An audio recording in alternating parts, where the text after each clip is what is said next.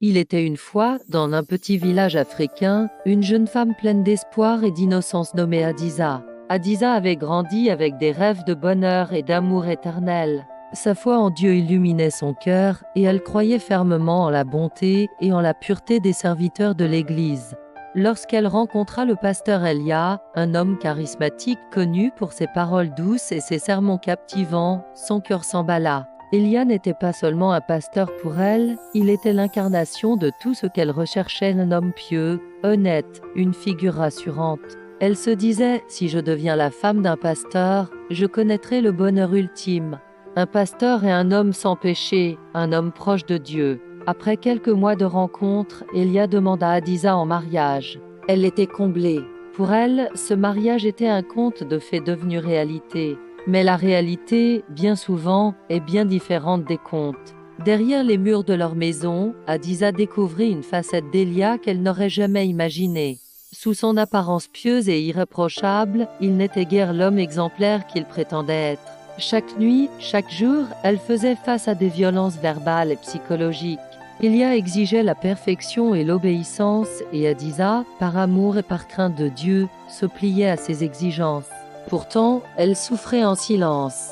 Devant les fidèles et les membres de la communauté, elle portait le masque d'une femme épanouie. Elle souriait, elle soutenait son mari lors de ses sermons, elle jouait son rôle.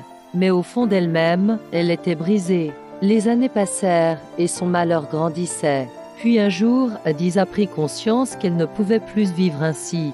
Elle ne pouvait plus sacrifier son âme et son bien-être pour préserver une image extérieure. Avec courage, elle annonça à Elia qu'elle souhaitait se séparer. Mais sa décision ne fut pas bien accueillie. Elia était furieux. Il ne supportait pas l'idée que son image de pasteur parfait puisse être ternie par une séparation. Il la supplia d'abord, puis la menaça. Et lorsque rien n'y fit, il commit l'impensable. Un soir, Hadiza fut retrouvée morte dans leur maison. Les circonstances de sa mort étaient floues, mystérieuses.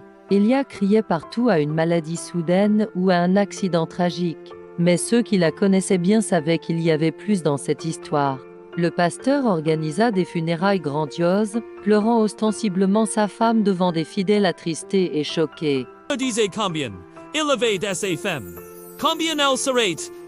Il leur disait combien il avait aimé sa femme, combien elle serait irremplaçable.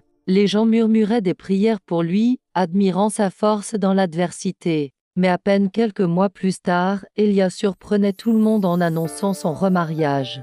Il se présenta à ses fidèles avec une nouvelle fiancée, affichant une joie éclatante.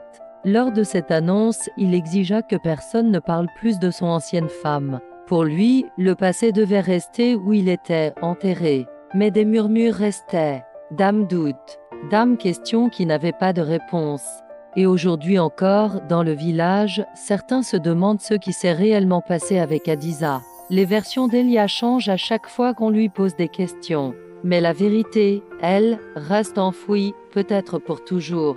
Cette histoire tragique nous enseigne une vérité essentielle, il ne faut jamais idolâtrer les êtres humains, même ceux qui représentent la religion. Les pasteurs, leurs femmes et les chefs religieux sont des humains, avec leurs forces et leurs faiblesses.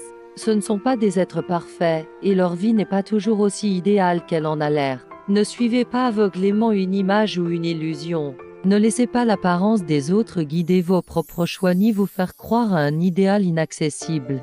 Cherchez Dieu par vous-même, lisez la parole, et concentrez-vous sur votre propre foi. Si cette histoire vous a touché, si elle vous a fait réfléchir, n'oubliez pas de laisser un like et de partager cette histoire avec vos proches. Peut-être que quelqu'un, quelque part, a besoin d'entendre ce message aujourd'hui.